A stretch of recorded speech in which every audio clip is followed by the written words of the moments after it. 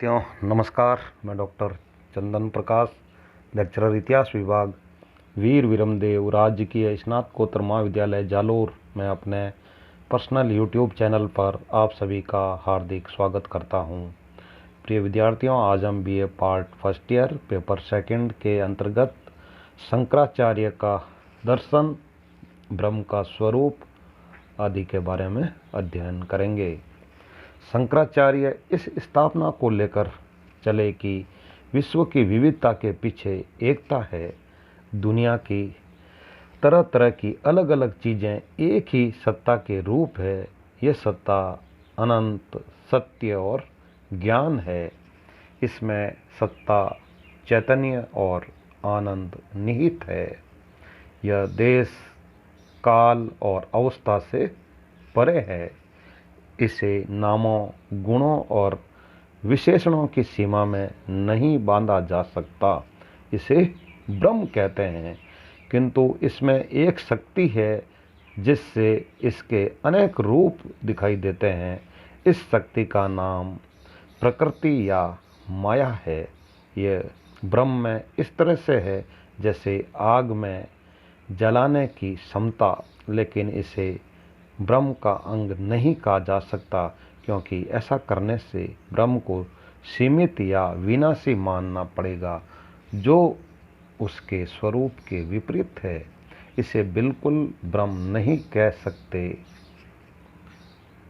क्योंकि ऐसा कहने से ब्रह्म में परिवर्तन का होना साबित होगा और उसका नित्य और विकारहीन रूप खत्म हो जाएगा।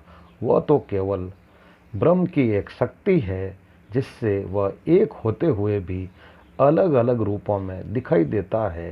यह ब्रह्म के असली रूप नहीं है, लेकिन असली जैसे लगते हैं। इन्हें विवर्त कहते हैं।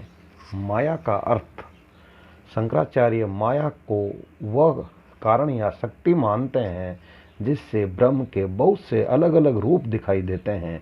अर्थात इससे बहुरूपी विश्व के बनने, बढ़ने और बिगड़ने की क्रिया चलती है। इसे अव्यक्त प्रकृति भी कहा जा सकता है, जिससे व्यक्त संसार चलता है। दूसरे शब्दों में यह प्रकृति का पर्याय है और इसकी सभी चीज़ों को जाहिर करती है। यह परिवर्तनशील दुनिया है, साथ ही ब्रह्म के साथ इसके संबंध को प्रकट करती है।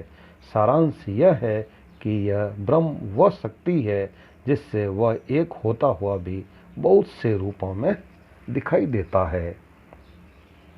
ब्रह्म और जगत की अभिन्नता, माया के द्वारा हमें ब्रह्म के अनेक रूप दिखाई देते हैं, लेकिन ये विभिन्न रूप ब्रह्म की एकता को ढक सा लेता है। इसे आवरण कहते हैं।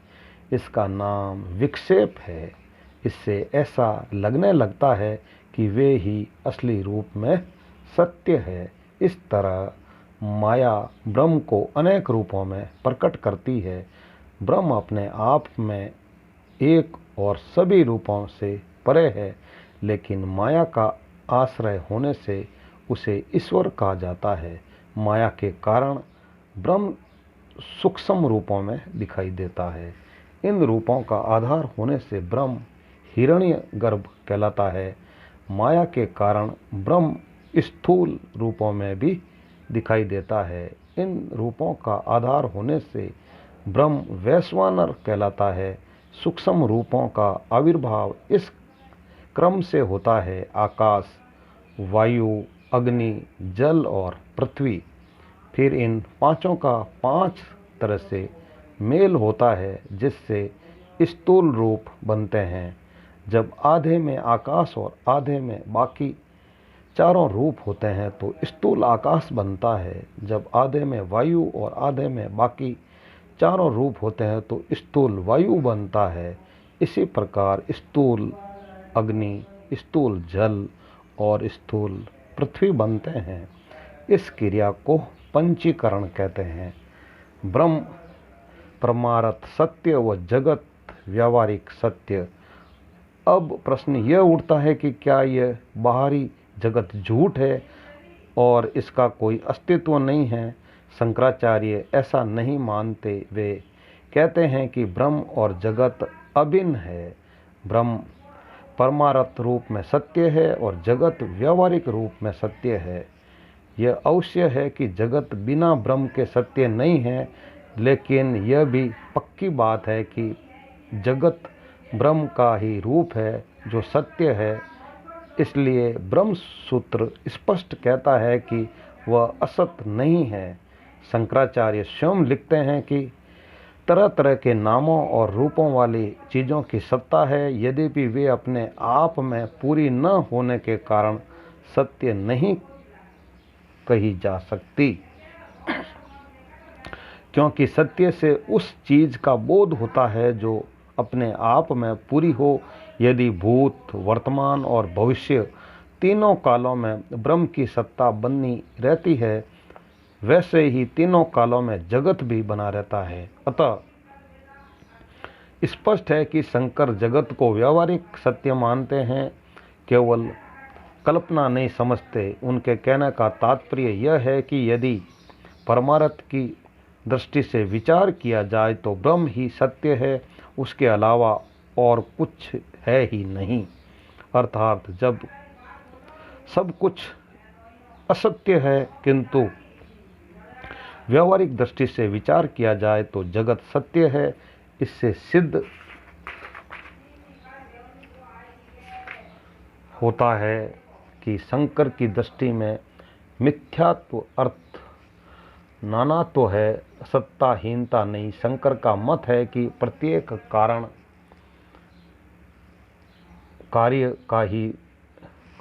कार्य कारण का ही रूप है या उसकी अवस्था है। इसलिए जीव और जगत दोनों में ब्रह्म दिखाई देता है, बल्कि दोनों उसके रूप है। दोनों में चैतन्य रहता है, जीव में व्यक्त रूप से, जगत में अव्यक्त रूप से।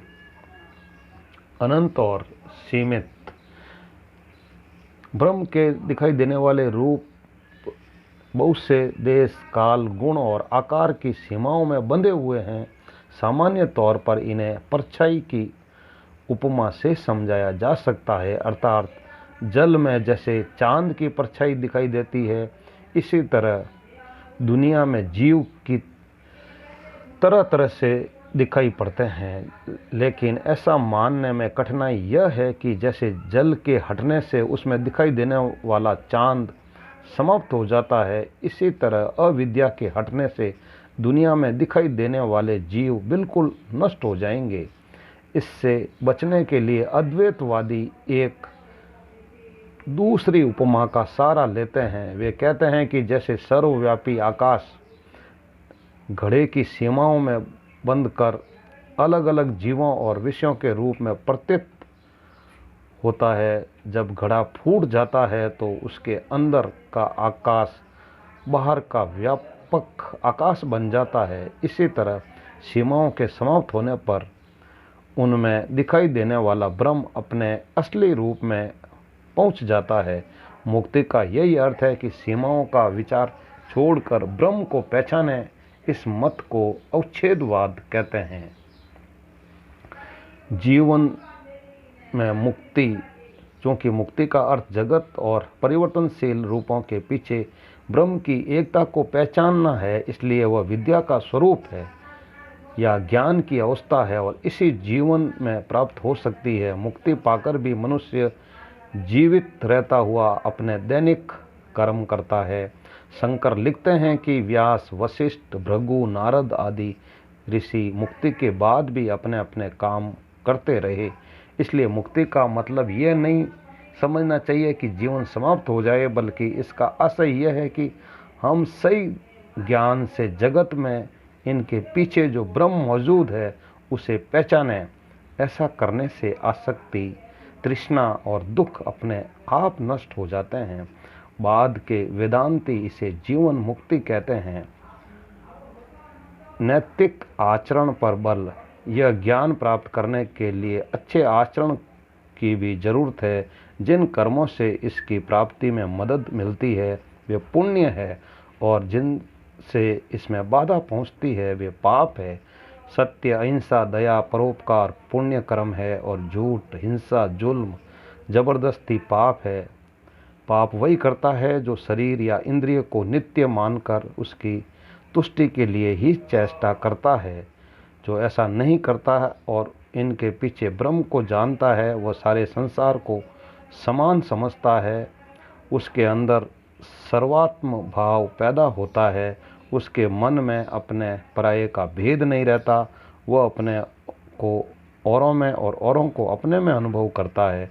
इसलिए उसके हर काम में सच्चाई, अहिंसा और परोपकार का भाव होता है। उससे पाप हो ही नहीं सकता। इस प्रकार वेदांत एक बहुत ऊंचे नैतिक आचार की ओर ले जाता है, जिसका आधार विद्या और ज्ञान है। इस प्रकार प्रिय विद्यार्थियों, आज हमने शंकराचार्य का दर्शन के बारे में अध्ययन किया है। Very very thanks.